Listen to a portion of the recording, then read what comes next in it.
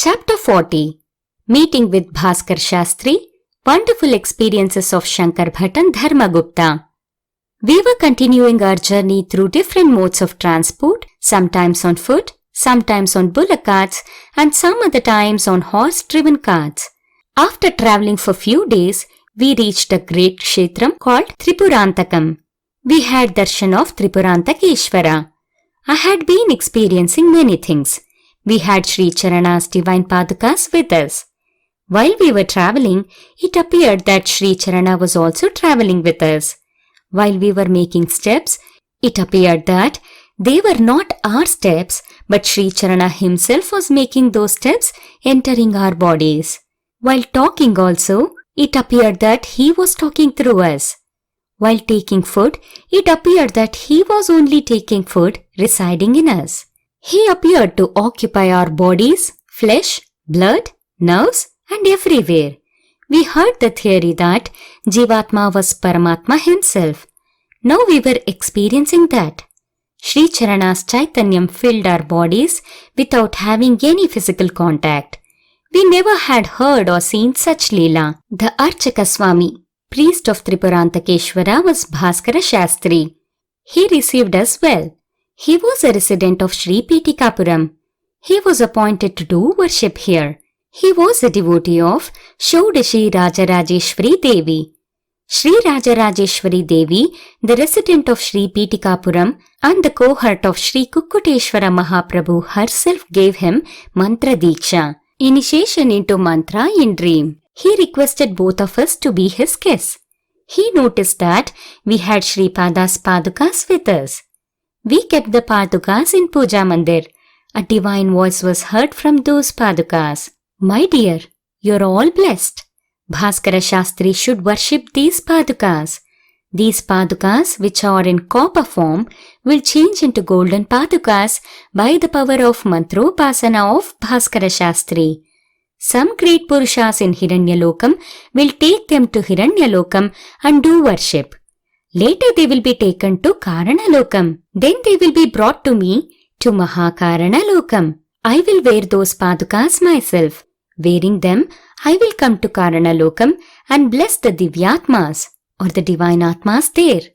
After that, I will come to Hiranyalokam and bless the Mahapurushas. Then my paadukas will have Tejomaya Siddhi. 18,000 Mahasiddha Purushas will take them in a golden aeroplane to my birthplace and install them with Veda Mantras 360 lengths below the surface with divine Nirajanam. The divine Nagus having golden yellow luster will worship them daily. 64,000 Yogini Ganas will worship them. They keep those paadukas on a golden simhasanam.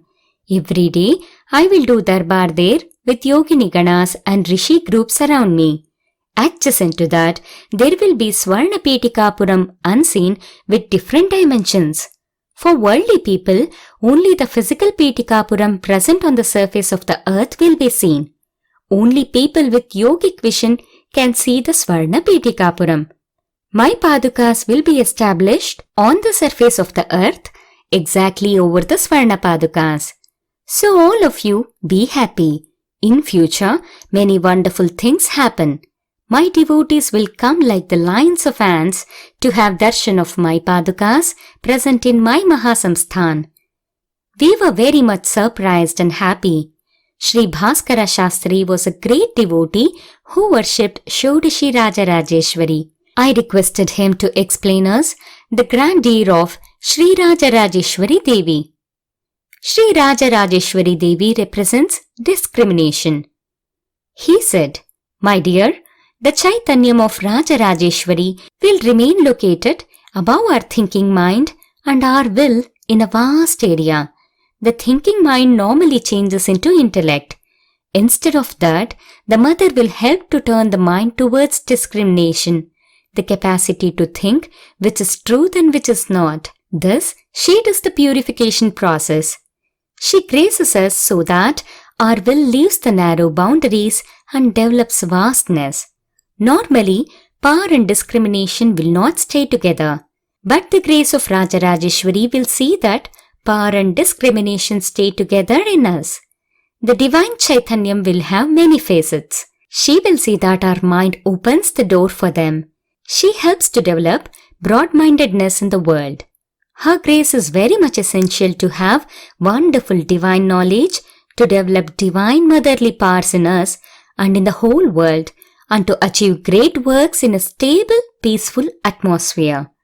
Rajarajeshwari Devi represents the endless discrimination.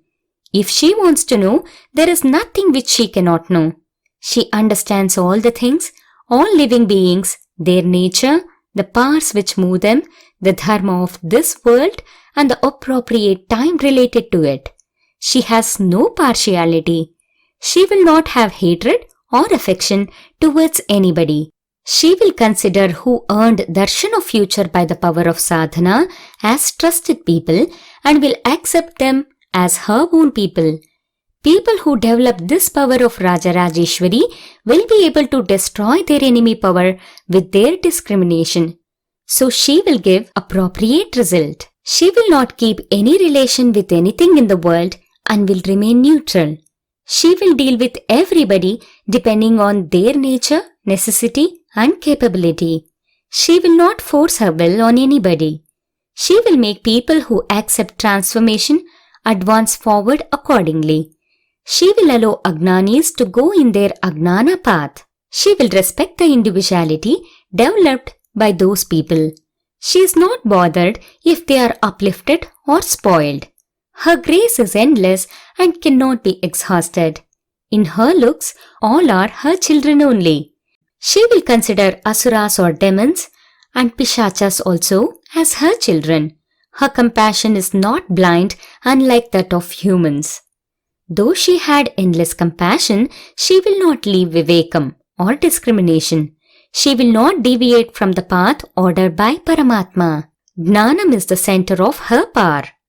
So if we get her grace, we will have satya jnana bodha. To get her power, we have to follow the kartavya diksha, committed to duty, and satya shodhana, contemplation of truth. Then only we will be graced by her. I became successful in Rajarajeshwari Diksha because I was a native of Petikapuram and became eligible for Shripada's grace. This day is the day of my Diksha. This is the time when I should have been in Dhyana.